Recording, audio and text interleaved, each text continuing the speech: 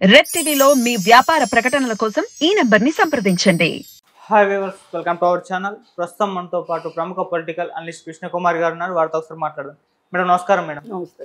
Madam, Mahasena Rajesh గారు మరి ఆయనకైతే గన్నవరం నుంచి టికెట్ దొరకడం మనం చూసింది.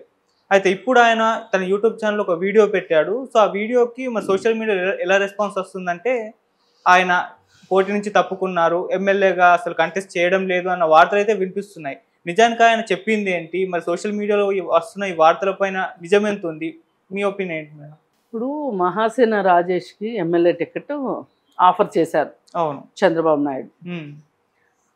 అయితే ఎప్పుడైతే ఆఫర్ చేశారో ఆ వెంటనే అతను ఎప్పుడో పాతకాలం రోజుల్లో హిందూ మతానికి వ్యతిరేకంగా ఒక పోస్ట్ పెట్టాడు అని చెప్పి దాన్ని వైరల్ చేయటం మొదలెట్టారు.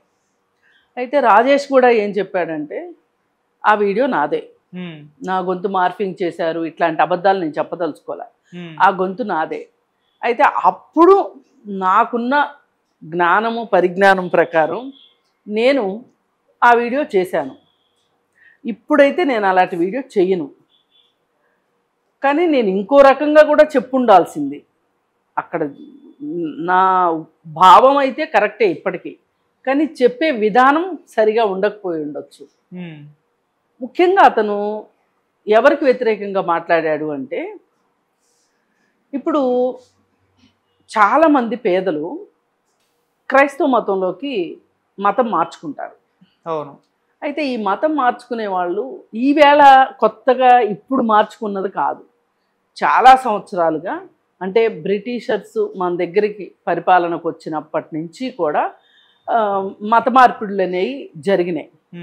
అయితే ఈ మత మార్పిడులు జరగడానికి ముఖ్య కారణం ఏంటి అంటే, ఒక రకంగా హిందూ మతంలో ఉన్న హిందుత్వవాదుల వల్ల జరిగింది ఇది. ఓకే. హిందూ మతం ఆచరిస్తున్న చాతుర్వర్ణ వ్యవస్థ వల్ల వాళ్ళు అనివార్యంగా ఇంకొక మతం వైపు నెట్టబడ్డారు. అదే వాళ్ళు గనక వాళ్ళని ఆ రోజు భారతదేశంలో ఇది భారతదేశం హిందూ మతం ఉంది ఇక్కడ పుట్టిన అన్ని కులాలు వాళ్ళుకి మతం ఒకటే అని గనక అనున్నట్లయితే గనక, మాకు దేవుడు లేడు మొర్రో, మాకు ఒక దేవుడు కావాలి మొర్రో అని వాళ్ళు క్రైస్తవ మతంలోకి వెళ్ళాల్సిన అవసరం ఉండేది కాదు. అవును. మరి కొన్ని కులాల్ని హిందూ మతంగా చెప్పబడుతున్న కొంతమంది మతోన్మాదులు ఏ విధంగా వాళ్ళని వేధించారు, పీడించారు, అది ఇప్పటికీ కొనసాగుతుంది. ఇది మరింత బాధాకరం. అవును. ఇప్పుడు పాతకాలంలో జరిగింది అంటే అది వేరే విషయం. ఈ కాలంలో కూడా అదే జరుగుతుంది, ఇప్పటికీ జరుగుతుంది. ఇప్పటికీ దళితుల్ని అలాగే చూస్తున్నారు. వాళ్ళు అంటుకోవద్దు, ముట్టుకోవద్దు. అగ్రవర్ణాల వాడే బావిలో నీళ్లు కింది కులాల వాళ్ళు ముంచుకోకూడదు. ఎందుకు అంటే వాళ్ళు హరిజనులు. ఇలా రకరకాల మాటలు. అసలు ఇప్పుడు చట్టం ఎలా ఉంది అంటే కొన్ని మాటల్ని తీసేసింది. ఆ మాటలు మాట్లాడొద్దు అని చెప్తుంది. అయినా కానీ మాట్లాడే వాళ్ళే ఎక్కువ ఉన్నారు. మన దగ్గర అంటరానితనం ఉన్న కారణంగానే వేరే మతంలోకి వెళ్ళాల్సిన అగత్యం పట్టింది. వాళ్ళు పుట్టుకతో హిందువులైనప్పటికీ కూడా, భారతదేశంలోనే పుట్టినప్పటికీ కూడా వాళ్ళు అనివార్యంగా ఈ హిందూ మతం దేవుళ్ళకి కొంతమంది పనిగట్టుకుని దూరం చేశారు వాళ్ళని. ప్రతి మనిషికి దేవుడు కావాలనిపిస్తాడు. ఇప్పుడు కావాలనుకునే వాళ్ళ సంగతి పక్కన పెట్టేయండి, కావాలనుకునే వాళ్ళ సంగతి చెప్తున్నా నేను. మీరు గుడిలోకి రాకూడదు, మీరు గుడిలోకి వస్తే అపవిత్రం అయిపోతారు, ఇట్లా రకరకాలుగా వాళ్ళని అంటని, ముట్టని, లేకపోతే కీడని, ఇలా రకరకాల మాటలు మాట్లాడి వాళ్ళని దూరం పెట్టించేసరికి వాళ్ళకి అదే సందర్భంలో అలా మగ్గుతూ ఉన్న వాళ్ళకి ఒక ఆశాకిరణం లాగా ఒక క్రిస్టియన్ మతం కనిపించింది. క్రిస్టియన్ మతంలోకి అయితే ఇలాంటివేవి ఉండవు, అందుకని చెప్పి క్రిస్టియన్ మతంలోకి వెళ్ళారు. పేదవాళ్ళు క్రిస్టియన్ మతంలోకి వెళితే ఇప్పుడు పోగా ఒక 40-50 సంవత్సరాల నుంచి మనకి స్వాతంత్రం వచ్చిన తర్వాత మనకి చట్టంలో అంటరాంతనాన్ని రూపుమాపాలి, గుడిలోకి రావద్దు అని చెప్తే అది శిక్ష అవుతుంది, ఎస్సీ ఎస్టీ యాక్ట్లు ఇవన్నీ రావడం మొదలెట్టిన తర్వాత వీళ్ళందరికీ ఏమనిపించింది అంటే హిందూ మతం ఏదో ప్రమాదంలో పడిపోయింది. ఎందుకు పడిపోయింది అనే దానికి వీళ్ళకి సమాధానం లేదు. వీళ్ళకి ఏమనుకుంటున్నారు, క్రైస్తవ మతం వచ్చి చేర్చుకుంటుంది కాబట్టి వీళ్ళు వెళ్ళారు అని అనుకుంటుంది తప్పితే మనం వాళ్ళని గుళ్ళోకి రానివ్వలేదు అని అనుకోవట్లేదు. తద్వారా ఒక క్రిస్టియన్ మిషనరీ తయారైంది, చర్చి వ్యవస్థ తయారైంది, చర్చి స్కూల్స్ మొదలైనవి, క్రిస్టియన్ స్కూల్స్ ఇవన్నీ మొదలైపోయి ఇప్పుడు అక్కడ ఆ క్రిస్టియన్ స్కూల్లో నీదే కులం అని అడగరు, నీకు డబ్బులు ఉన్నాయా లేవా అని అడగరు, మీ నాన్న ఉద్యోగం చేస్తున్నాడా లేదా అని ఎవరు అడగరు. క్రిస్టియన్ స్కూల్లో చేర్పించుకుంటారు అంతే. వాళ్ళు అక్కడ కులం ప్రసక్తి లేదు. అయ్యేసరికి వాళ్ళకి ఏంటి అంటే ఒక రకంగా ఇప్పుడు నన్ను గుడికి రావద్దంటున్నారు అంటే వెళ్ళాలనిపిస్తుంది. పిల్లలు కూడా చూడండి, ఏదన్నా పని చేయొద్దు అంటే అదే చేస్తామంటారు.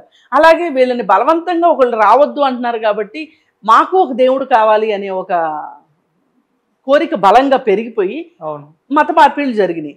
అయితే ఈ మధ్య కాలంలో ఏం మొదలెట్టారు అంటే గర్వాపసి అని ఒకటి మొదలెట్టారు. హిందూ మతంలో పుట్టి వేరే మతంలోకి మారిన వాళ్ళు వెనక్కి రండి అని ఒక పిలుపునిచ్చారు. అయితే ఈలోపే ఒక పాస్టర్ వ్యవస్థ కూడా మన దేశంలో చర్చి ఎలా అయితే డెవలప్ అయిందో పాస్టర్ వ్యవస్థ కూడా డెవలప్ అయింది. అయ్యేసరికి ఇప్పుడు ఈ ఎవరైతే కింది కులాల వాళ్ళు ఉంటారో వాళ్ళు చర్చికి వెళ్ళడం మొదలెట్టిన తర్వాత తల్లిదండ్రులు పిల్లలు చదువుకోవడం మొదలెట్టారు. ఎన్నో సంవత్సరాల తర్వాత తరతరాలు చదువు లేకోకుండా గడిపేసిన ఒక కొన్ని కులాల్లో పిల్లలు స్కూల్కి వెళ్ళడం మొదలెట్టారు మొదటిసారిగా.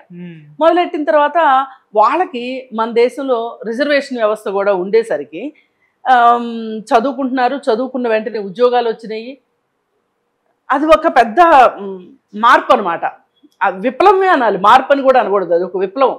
అయితే కొంతమంది ఏం చేశారు అంటే ఇద్దరు పిల్లలు ఉద్యోగాలకు వెళ్ళారనుకోండి, ఆ కుటుంబంలో ఒక పిల్లాడిని పాస్టర్ని చేయడం ఇట్లా మొదలైంది మనకి. మొదలయ్యేసరికి ఈ పాస్టర్లు వల్లనే వీళ్ళు మతం మారుతున్నారు, వీళ్ళే ఏవో తాయిలాలు ఇస్తున్నారు, వాళ్ళకి తినడానికి తిండి ఇస్తున్నారు, స్కూలుకి స్కూల్ పంపిస్తున్నారు, అలాగే బట్టలు ఇస్తున్నారు, పుస్తకాలు ఇస్తున్నారు. వీళ్ళు అందుకే మతం మారుతున్నారు అని చెప్పి వీళ్ళు వాళ్ళని ఏవగించుకుంటున్నారు. కానీ వీటన్నిటికన్నా ముఖ్యంగా వాళ్ళు గుడిలోకి రాణిస్తున్నారు. గుడి అంటే చర్చిలోకి రాణిస్తున్నారు. దేవుడి ముందు అందరూ సమానులే అని చెప్తున్నారు. అది వీళ్ళకి నచ్చక గోదావరి జిల్లాల్లో ఈ హిందూ క్రిస్టియానిటీ గొడవలు చాలా ఎక్కువగా ఉంటాయి. అక్కడే మత మార్పిడి కూడా చాలా ఎక్కువ ఉంది. అసలు నిజానికి నాకు ఒక 30 సంవత్సరాల క్రితం వరకు 35 సంవత్సరాల క్రితం 30 సంవత్సరాలు అనుకుంటా రఫ్గా అసలు క్రిస్టియన్ అనేది అది ఒక కులం అనుకునేదాన్ని నేను. ఎందుకంటే ఆ కులాలకు సంబంధించిన వాళ్ళందరూ అక్కడ క్రిస్టియన్ దీనిలోనే ఉండేవాళ్ళు. ఎందుకంటే నా క్లాస్మేట్స్ వాళ్ళు ఉంటారు కదా, వాళ్ళందరూ క్రిస్టియన్ మతమే. వాళ్ళున్న ఏరియాలో గుడే ఉండేది కాదు, అసలు చర్చిలే ఉండేవి. కానీ నేను వన్స్ హైదరాబాద్ వచ్చిన తర్వాత చూస్తే నాకు అర్థమైంది ఏంటి అంటే ఇక్కడ ఆ కులాలకు వాళ్ళు హిందూ మతాన్ని ఫాలో అవుతున్నారు. గుళ్ళు ఉన్నాయి, అంటే వాళ్ళ బస్తీల్లో కూడా గుళ్ళు ఉన్నాయి. కారణం ఏంటి అంటే దీన్ని నేను బాగా స్టడీ చేస్తే నాకు అర్థమైంది, బ్రిటిష్ వాళ్ళు ఆంధ్ర ప్రాంతానికి వచ్చినంత ఎక్కువగా, అంటే సముద్ర మార్గం ఉండటంతో షిప్పింగ్ ఉంది కదా, షిప్పుల్లో రావటం వల్ల బందరు, కాకినాడ, రాజమండ్రి, వైజాగ్, గుంటూరు, మద్రాసు, కలకత్తా ఈ ఏరియాల్లో అప్పట్లో విమాన వ్యవస్థ ఇంత లేదు కదా, ఒక 300 సంవత్సరాల క్రితం లేని సందర్భంలో ఏమైందంటే వాళ్ళందరూ నౌకల ద్వారా నౌకాయానం ఎక్కడుంటే అక్కడికి వచ్చేవాళ్ళు. బ్రిటిష్ వాళ్ళు అలా వచ్చారు. బ్రిటిష్ వాళ్ళు ఒక్కళ్ళే రాకోకుండా వాళ్ళతో పాటు చదువులు చెప్పేవాళ్ళని, చర్చి ఫాదర్లని, ఆ ప్రీస్టుల్ని వాళ్ళందరినీ కూడా తీసుకుని వచ్చారు. వచ్చేసరికి ఇక్కడ లోకల్గా ఆ మతానికి ఆకర్షించబడటము, ఇక్కడ ఉన్న వాళ్ళకి మతం అవసరమైంది. కానీ తెలంగాణలో అలా జరగల. తెలంగాణకి బ్రిటిషర్స్ అంత ఎక్కువ లేరు. దాంతో ఇక్కడ ఇదే హిందూ మతమే ఎక్కువగా ఉంది. కాదుకూడదు అంటే కొంచెం ముస్లిమ్స్ ఉన్నారు తప్పితే ఇక్కడ క్రిస్టియన్స్ చాలా తక్కువ ఉన్నారు. ఎప్పుడైతే సికింద్రాబాద్ బెటాలియన్ వచ్చిందో ఇప్పుడు చర్చిలు కూడా సికింద్రాబాద్ ఏరియాలోనే చర్చిలు ఎక్కువ ఉంటాయి. ఇటు సైడ్ ఎక్కువ ఉండవు చర్చిలు. ఇప్పుడు వస్తున్నాయి చర్చిలు ఇటు సైడ్ కూడా. అంటే ఆ ఏరియా క్రిస్టియన్ ప్రాబల్యంలోకి వెళ్ళడాన్ని జీర్ణించుకోలేని కొంతమంది ఎవరైతే పాస్టర్స్ ఉన్నారో, వాళ్ళల్లో ఎవరైతే చదువుకుని ఉద్యోగాల్లోకి వెళ్ళారో వాళ్ళని టార్గెట్ చేయడం మొదలెట్టారు. మరి వాళ్ళే రాజకీయాల్లో కూడా వస్తున్నారు. మనకి రిజర్వేషన్ వ్యవస్థ ఉంది కదా, రాజకీయాల్లో కూడా ఉంది. ఎస్సీలకి ఎస్టీలకి మొదట్లో రిజర్వేషన్ ఉంది. అంటే కొన్ని రిజర్వ్ చేసి పెట్టారు కొన్ని నియోజకవర్గాల్ని. ఆ తర్వాత బీసీలకు కూడా రిజర్వేషన్ వచ్చింది. ఇది ఈ అగ్రకులాలు అనబడే వాళ్ళు కావచ్చు, ఈ హిందూ మతమే జీవితంగా బతికే వాళ్ళు కావచ్చు, వాళ్ళకి అది నచ్చట్లేదు. అది నచ్చక వాళ్ళని శత్రువులుగా చూడటం, అలాగే ఎవరైతే పాస్టర్స్ ఉన్నారో వాళ్ళ మీద దాడులు చేయడం. అలాంటి దాడి మొదటిసారిగా మహారాష్ట్రలో జరిగింది. చర్చ్ ఫాదర్ వైఫ్ పిల్లల్ని వాళ్ళ వాహనాన్ని తగలబెట్టడం జరిగింది. సజీవ దహనం చేశారు. అంటే వీళ్ళ వల్లే క్రిస్టియన్ మతం వ్యాప్తి చెందుతుంది అని. ఇప్పుడు మనం ఈ మహాసేన రాజేష్ దగ్గరకు వచ్చేసరికి ఏంటి అంటే ఆ ఏరియాలో గోదావరి జిల్లాల్లో ఈ క్రిస్టియానిటీకి ప్రభావితమయ్యి వీళ్ళ జీవితాలనే మార్చేసింది క్రిస్టియన్ మతం. అంటే కొన్ని వేల సంవత్సరాలుగా హిందూ మతం వాళ్ళని పైకి తీసుకురాలేని నేపథ్యంలో క్రిస్టియన్ మతం జస్ట్ ఒక 300-400 ఏళ్లలో వాళ్ళ జీవితాలనే మార్చింది. మార్చేసరికి వాళ్ళు రాజకీయంగా కూడా ఎదుగుతున్నారు. అది వీళ్ళు తట్టుకోలేక వాళ్ళని చాలా మాటలతోటి వేధించటం కావచ్చు, వాళ్ళని ఒక రకంగా సామాజికంగా ఒక బహిష్కరణకి గురి చేసినట్లుగా వీళ్ళ మనసుల్లో ఉంటుంది. కానీ పైకంటే చట్టం ఉంది, ఎస్సీ ఎస్టీ అట్రాసిటీ చట్టం ఉంది, అందుకని అనలేరు. అలా వచ్చిన వాళ్ళని ఏదో రకంగా వాళ్ళని అణిచివేయాలి అనే ఉద్దేశంలో ఉంటారు. ఎక్కడైనా సరే ఒక రిజర్వేషన్ ద్వారా ఒక ఉద్యోగి కానీ, ఒక డాక్టర్ కానీ, ఒక లెక్చరర్ కానీ, ఒక టీచర్ కానీ సరిగా పనిచేయలేదు అని అనిపించింది అంటే అదిగో వాళ్ళు రిజర్వేషన్ ద్వారా వచ్చారు, వాళ్ళకి ఏమీ తెలియదు, వాళ్ళకి తెలివి లేదు, పాడు లేదు, ఇలా వాళ్ళని మాటలతో హింసించటం ఇవన్నీ చేస్తూనే ఉన్నారు. చేస్తూనే అవన్నీ కూడా దాటుకుని వచ్చి దానిలో నుంచి కూడా బాగా చదువుకుని ఐఏఎస్ ఆఫీసర్లు అయిన వాళ్ళు, మళ్ళీ వాళ్ళ పిల్లలు కూడా బాగా చదువుకుని ఇవన్నీ ఇదంతా జరిగినప్పటికీ కూడా, ఇంత మార్పు వచ్చినప్పటికీ కూడా వాళ్ళు రాజకీయాల్లోకి రావటాన్ని సహించలేని పరిస్థితి. వాళ్ళు అయితే ఏదో ఉంటున్నారు రాజకీయాల్లో, కానీ అంత మాట్లాడగలిగే వాళ్ళు ఒప్పుకోరు. ఇక్కడ మహాసేన రాజేష్ విషయంలో కూడా అతను ఒకప్పుడు నాకు తెలిసిన మహాసేన రాజేష్ ఎలా ఉండేవాడంటే, తను ఎప్పుడైతే సోషల్ మీడియా ప్రబలంగా వచ్చిందో అప్పటి నుంచి సోషల్ మీడియాలో ఉన్నాడు మహాసేన రాజేష్. ఉండి ఈ హిందూ మతానికి సంబంధించిన దాడుల విషయంలో కావచ్చు, ఇట్లాంటి విషయాల్లో అక్కడ అతను బాగా మాట్లాడుతూ ఉండేవాడు. నాకెలా పరిచయం అంటే, అయ్యప్ప స్వామి దేవాలయంలో ఆడవాళ్ళ ప్రవేశం గురించి సుప్రీంకోర్టు తీర్పు ఇచ్చినప్పుడు చాలా పెద్ద చర్చ జరిగింది. ఆ చర్చిలో వాదోపవాదాలు, ప్రతిరోజు గంటలు చర్చలు జరుగుతూ ఉండేవి. అలా జరుగుతున్న సందర్భంలో ఒక దళిత సామాజిక వర్గానికి చెందిన అతను వచ్చేసేసి అతను బీజేపీలో ఉన్నాడు. అసలు భారతదేశంలో అంటరాంతనం లేదు, మీరెందుకు ఈ దేశాన్ని నవ్వులు పాలు చేస్తున్నారు అని చెప్పి మాట్లాడటం మొదలెట్టి ఎన్నో ఉదాహరణలు ఇవ్వటం జరిగింది అతనికి.